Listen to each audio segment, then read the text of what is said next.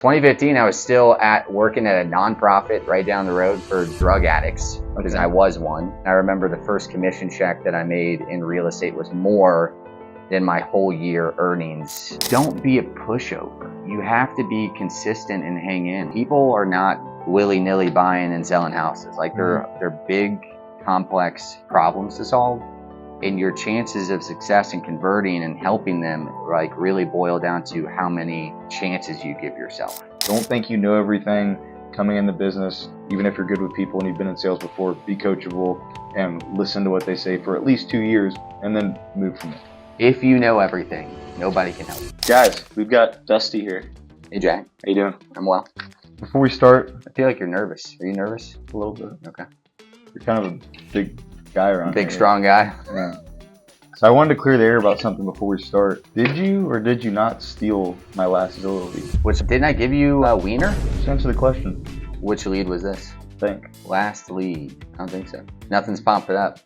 I feel clean and free of any guilt or shame. Good.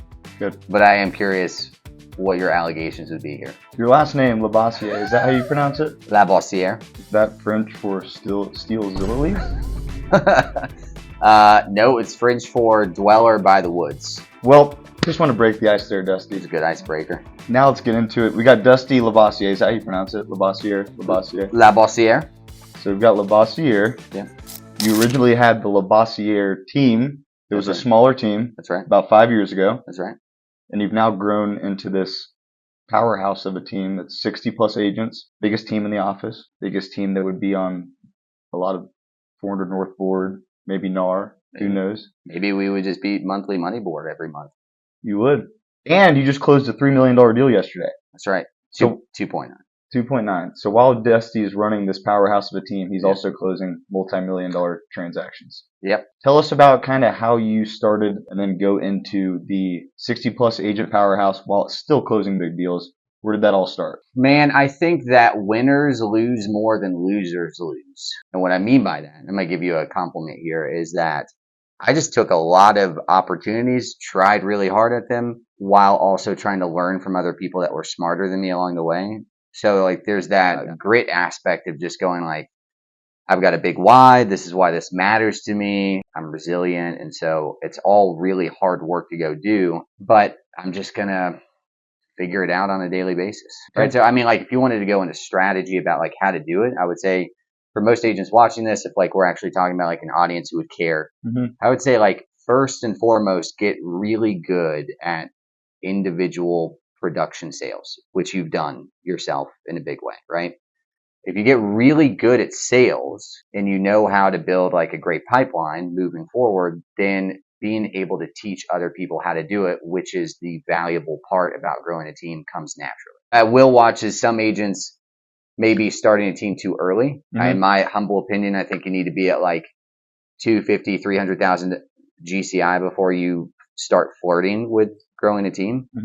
There are some outlier cases out there, and that might change the market depending on where you're at. But I think it's a good gut check on whether or not somebody's like ready, apt, willing, able, confident enough to bring on other people, and then being able to divvy up attention to all the people and parts that need it. So building a pipeline yourself, it's got solid foundation, growing that into a serious number of production, and then flirting with the idea of starting a team. Yeah, well, I mean, for me, I felt like if I didn't build a team, then I would be capped on a ceiling, or I would be selling my time with my family away on weekends. And so I grew up with a dad who wasn't around very much on the weekends, was working a lot, and I wanted to do better for my own kids. And I'm still trying to do better at that.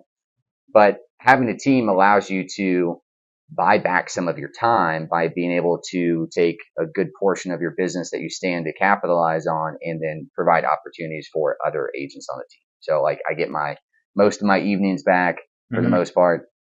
At least I'm not in my truck driving around or my weekends, right? Like, so I'm not like totally stolen. So that's the why behind it. But yeah, you would need a key skill set you'd want to focus on would be the skill set of leadership. like Okay. knowing how to lead people well, like long term. And is that something you gradually learned as you went through production on your own? I was blessed to have really good leaders around me. Terry's a fantastic, amazing mentor I've had at my immediate disposal. Mhm. I think you've had close Yes. proximity to Terry as well. I would argue a big advantage for Jack coming in is like close proximity to Terry. Mhm. Not just Terry, but a lot of other people that had done really well in production that Yeah. I got to go learn from along the way. And like beyond that, being intentional about it, like reading leadership books, looking into what good leadership is, asking my higher power to guide me on like how to be a good human, good husband, good father. Like those things matter to me. And so like I'm just got these streams of input from other people, God, and myself in past experience to try to refine myself regularly.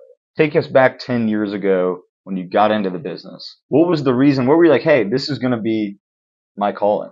2015, Yes. 2015, I was still working at a nonprofit right down the road for drug addicts because Okay. I was one, and I loved what I did, but I just wasn't making good money. And so I knew that if I wanted to be provider long term for a nuclear family, that I would probably have to pivot. And I just kind of accidentally fell into sales. And I remember the first commission check that I made in real estate was more than my whole year earnings. I wasn't making good money. And that's Yeah. not to speak poorly of where it's a nonprofit. So, most people are not joining nonprofits to go get rich, but it was a lightning bolt moment for me where I was like, I don't have to trade time for money. I can actually determine my own income based off of how effective I am out there. Like that's what like shot into my brain immediately. 10 years ago, for everybody that's listening, not good at sales, never had a sales job, didn't sell Cutco, didn't sell candy bars. I had no salespeople in my family. I didn't come from a very entrepreneurial family. My parents were very hardworking, but I had to pick up a lot of that stuff from other people on the way. So to be very clear, I sucked really bad for 2 years before I went full time.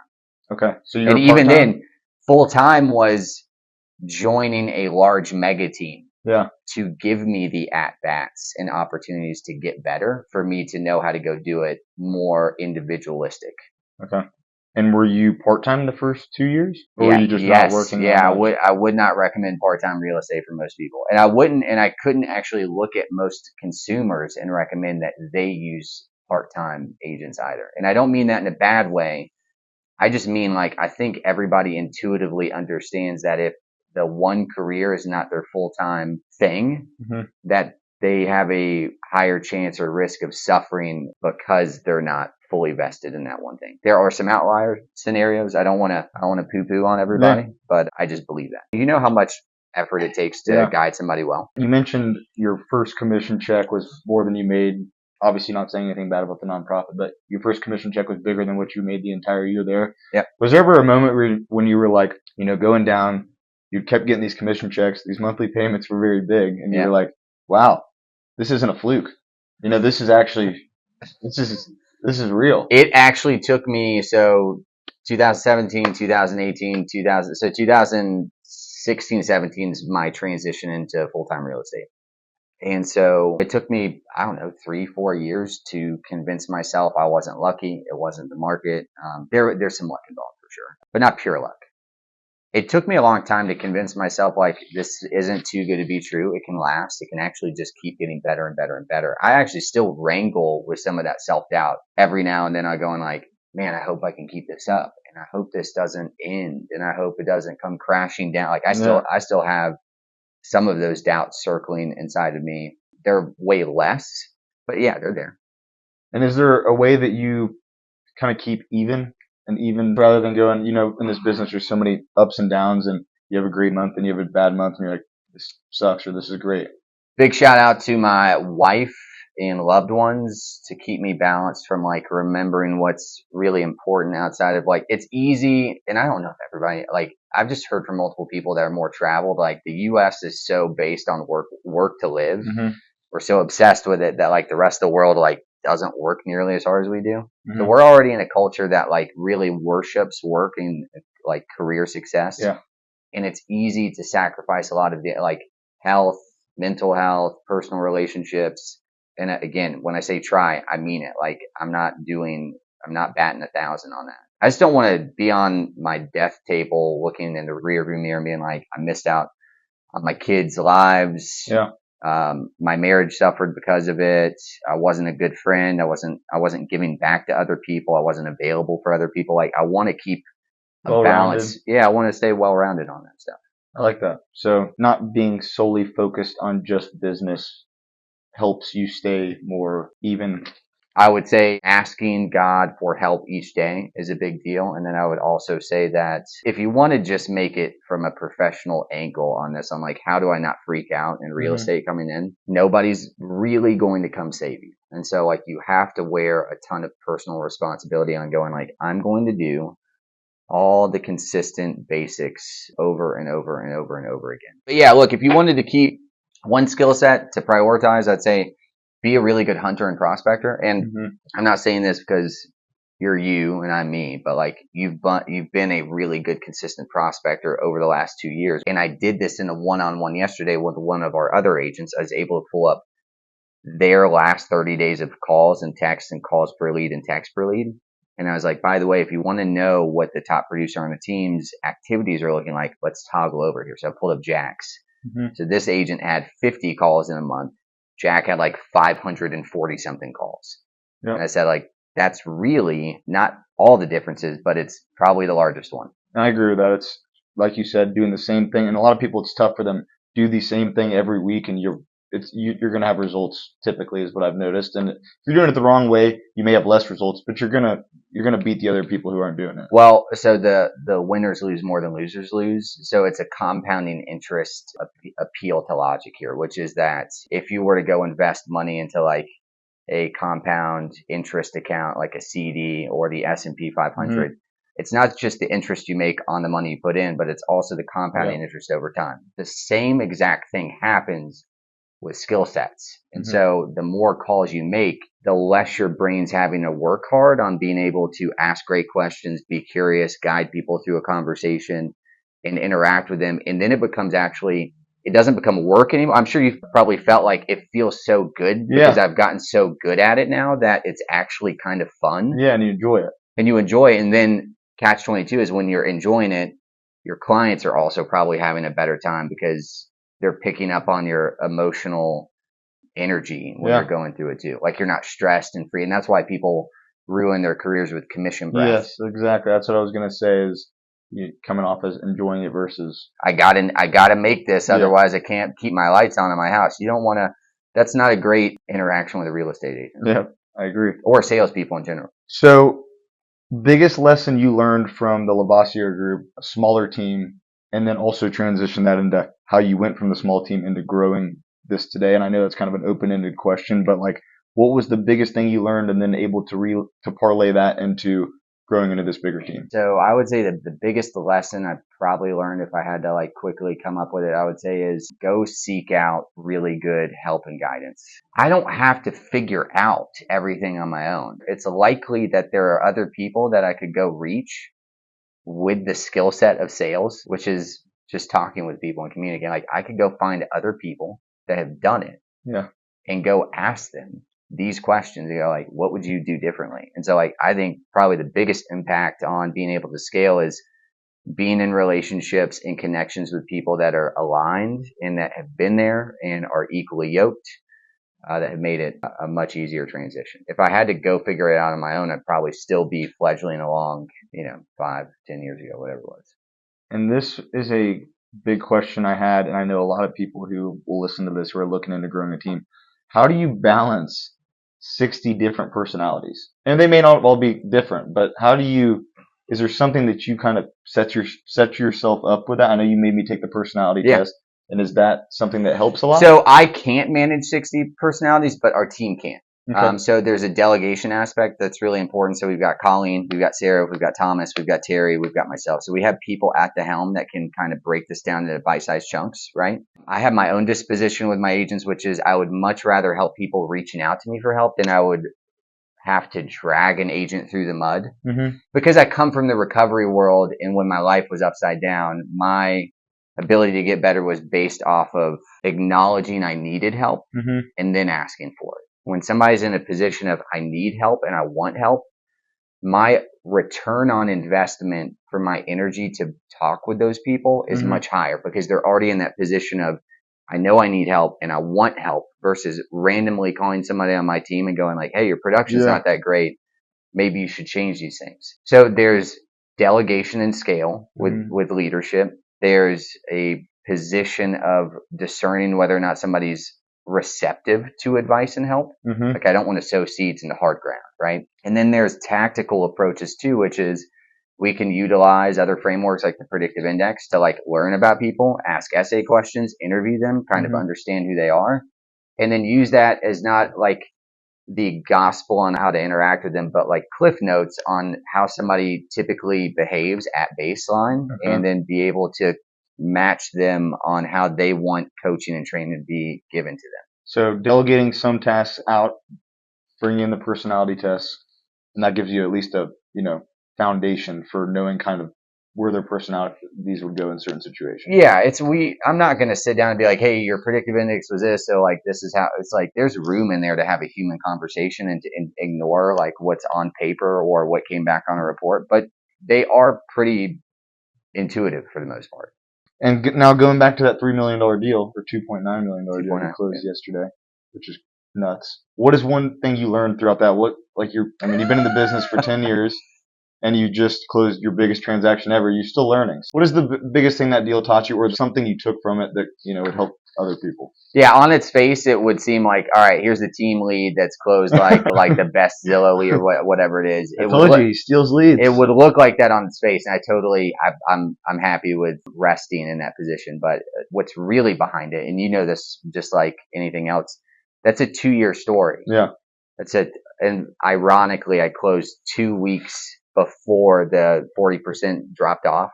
So I still had to pay. I had to pay the Zillow, and I still paid a company split on it too. Yeah.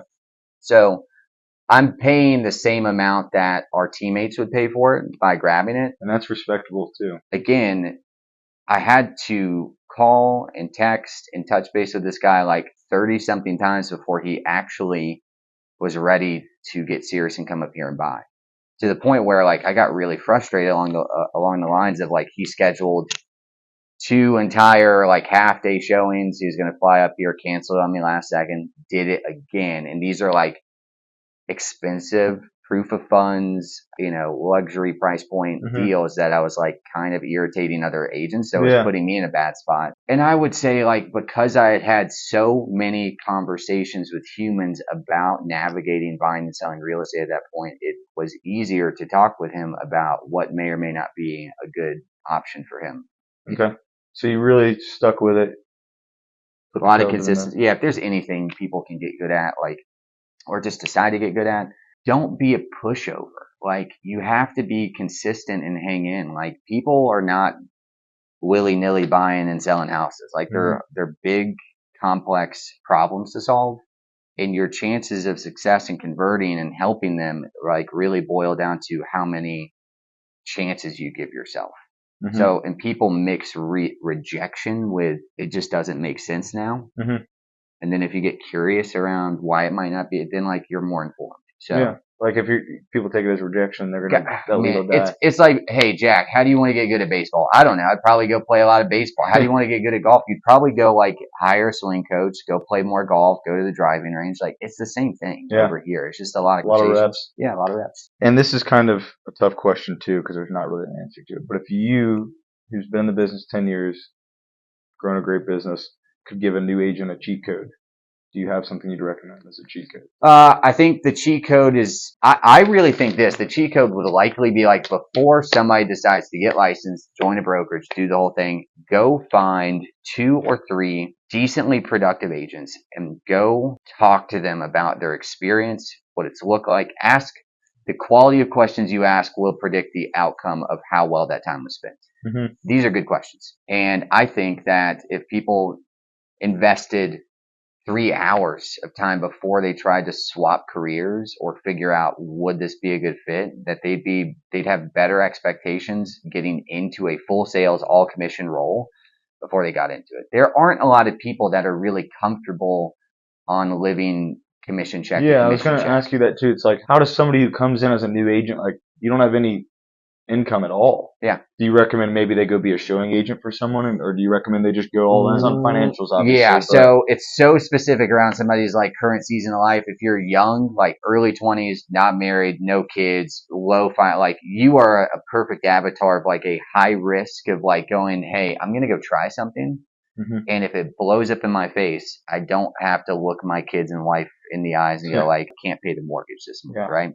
If you are in a high responsibility, you have bills to pay, it becomes harder and you have to be more tactical about sliding over into it, right? Yeah. And there's no wrong or right on the entry or exit of real estate. But I would say if there was a cheat code, I think a lot of people think real estate's one thing. They get into it and realize it's 100%. a totally different animal. And that animal looks like, hey, Jack, here's 100 people in a database. I need you to call them and ask them if they're wanting to buy or sell real estate. And most people would not have a great time with that. Yeah, and a lot of people see the social media and the glamour in it and the Yeah. closings and everything. They don't see you and I in here at 8 The world at large does not like real estate agents. We don't have a great reputation. It's deserved because we haven't done well on its face or at large or at scale with consumers. And so we are looked at as overpaid, not valuable, not trustworthy, not reliable, almost parasitic, like a parasite on a deal, right? like an upgrade from a car salesman. I would, yeah, like we're a half rung above the car salespeople out there, and I've got a deep, deep love for good car salespeople. I do too, right? actually. I'm a big fan of them. So, and they've made my lives easy. The good ones have made my lives way easier than worse. Yeah. So you got an uphill battle on the public PR on that one, but cheat code would definitely be like, go find at least one or two people to go that are good. Mhm. Don't find Uncle Jack that's only done like 2 deals. Yeah. No pun intended. Uncle Larry. Uncle Larry. Don't find the 1 or 2Z agents. Go find somebody that's making like at least 6 figures Mhm. reliably. And even if you don't know them, go find them on Zillow and be like, hey, I'm thinking about getting into real estate. I wanted to talk to you about it, and go buy them lunch. And that's huge right there, in my opinion, is what Dusty said, is getting with people who have actually done it and made money and picking their brain and being coachable. Don't think you know everything coming in the business, even if you're good with people and you've been in sales before. Be coachable and listen to what they say for at least 2 years and then move from there. If you know everything, nobody can help you. Exactly. So you've got young kids. How do you keep family first while running such a big business? You're a sales manager, integrator, Yeah. but you're also running a big team and have young kids and have a wife you have to keep happy and have other things going on and multiple flip properties. Yeah. How does this all get managed? Well, first of all, I just really like wide varieties of work, and that's a behavioral assessment situation. In fact, I would recoil. I just know in my being that like I like doing a lot of things. That lights me up and gets me excited. If you were to put me in handcuffs and go like, hey, Dusty, you got to start 9 to 5 tomorrow for the rest of your life, and it's going to be pretty monotonous and the same. Some people would really like that because it's secure and predictable. Yeah. And they get to check clock in and clock out. I would die inside. So part of it's just I like it. The other part is it's easy to love my family because they're amazing, and that I care enough about them to just like say no to certain stuff. I said no to a mastermind 2 nights ago. I should have been there, but I said no because it was in Kennesaw. I would have driven an hour there. It's 2 hours, and then I would have been driving an hour back, and that would have put all the responsibility on my wife for bedtime. I wouldn't have seen my kids. It was like the second night in a row that I worked late. And again, not perfect, but just kind of waking up to going like, money is great to a point, and there's a diminishing return on it. And after you have a certain amount and it's diminishing, well, then what else in life would you actually want to go get? And then those would look like probably wanting to like serve other people, like leaving the world and going like, I helped other people leave it good, better. Like I was a proponent of good things outside of I made more money. That's a good response.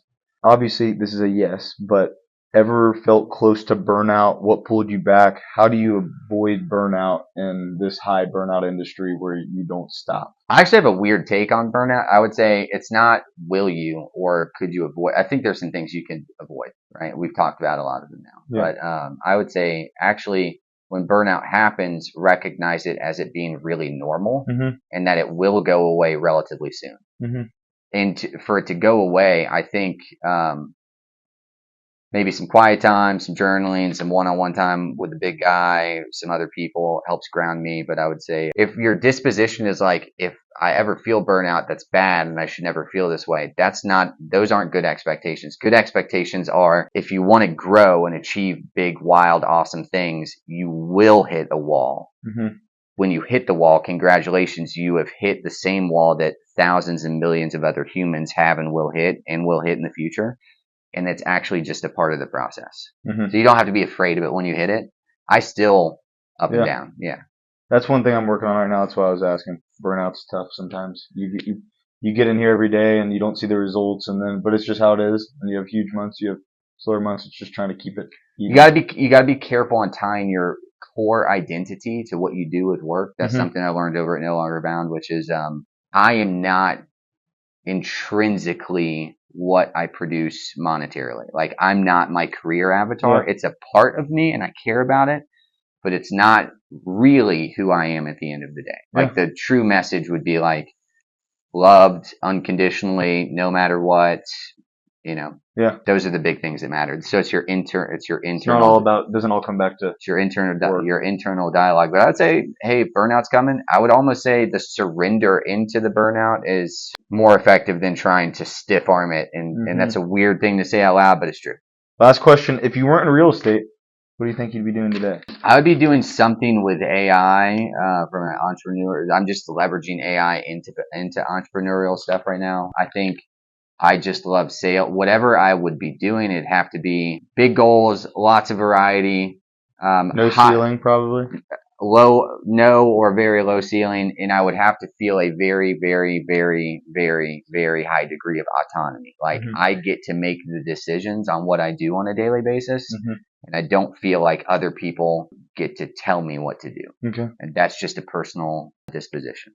Good answer. That's super important to me. All right, now we're going to do rapid fire. Okay. So it's going to be the first thing that comes to your head. Coffee or energy drinks? Coffee. Who's your least favorite type of client? That would be the high S or C disc profile, the very slow, steady, methodical. And I think I also struggle really hard with like the very high analytical profiles because that's not my natural baseline. I can respect and appreciate why they are built that way. It's hard for me to adjust and change my language to work with them well because I'm decisive, fast-paced. If you could kick one real estate buzzword out forever, what would it be? Probably the grind. Real estate coaching.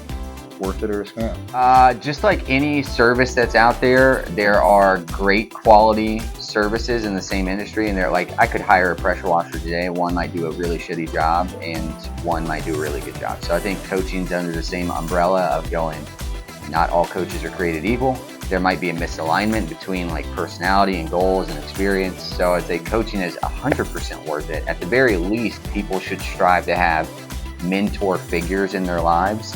That's a no-brainer, which would be like coaching. But I would say it's not that coaching is worth it or not worth it. It's worth it, but you got to find the right resource for it. Next segment, going to play a little game called What Would Dusty Do? Buyer wants to see 10 homes on Christmas Eve, and they are guaranteed to write an offer.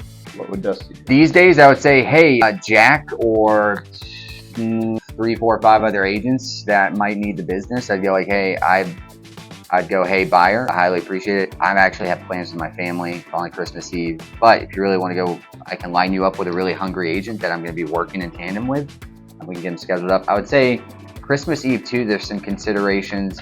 There's probably a lot of other families that might not want to show on Christmas Eve. What I would do is take that list of 10, cut them like in half.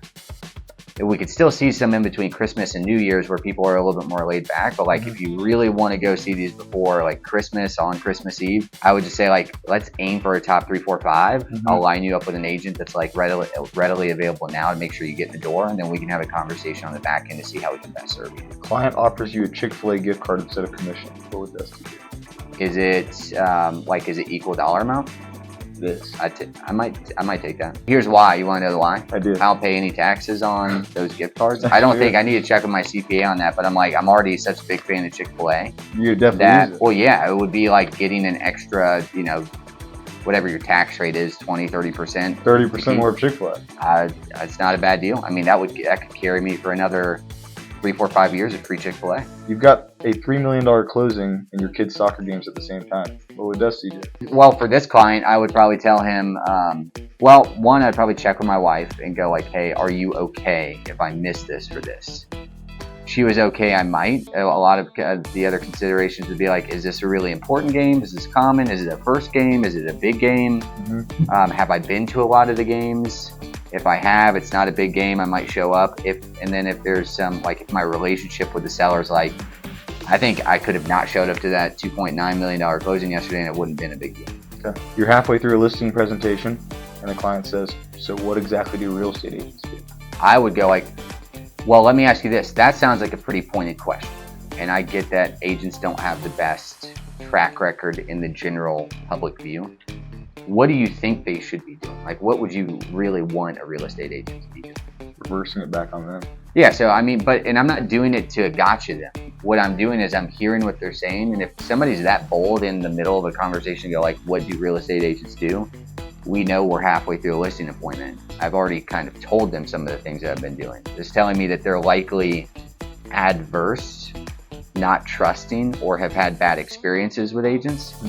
And if that's a logical assumption, then I would just ask them because I care about what would they really want or think about that an agent would want to be doing for them moving, which I think is a really win-win situation for both people. I get to find You out. actually taught me asking them what they, at the beginning of the listing appointment, what are you looking for in your agent? Do you think And I learned use it from other people before you learned it from me? I think so. You're hosting an open house. Someone asks where the bathroom is. Then they disappear for 45 minutes. What would Dusty do? I would, one, I'd probably knock on the door and make sure they're okay. I'd probably be pretty worried about their personal safety. You too? I would probably be making an assumption that they're sick or having a pretty rough bowel movement. And I'd empathize with them because I've been in those situations before. It's not fun. All right, final segment. It's overrated or underrated? All right.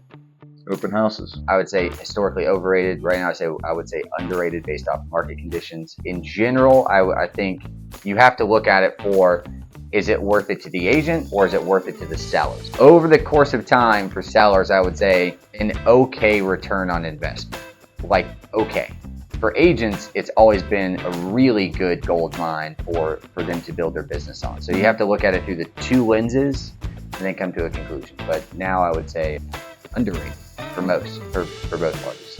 Buying leads. It's tough. I'm so neutral. I can't tell you how many agents have bought leads and not done anything with them. Yeah. So like if you're going to actually practice the things we've talked about for the last like 30 minutes, I'd say like they're underrated.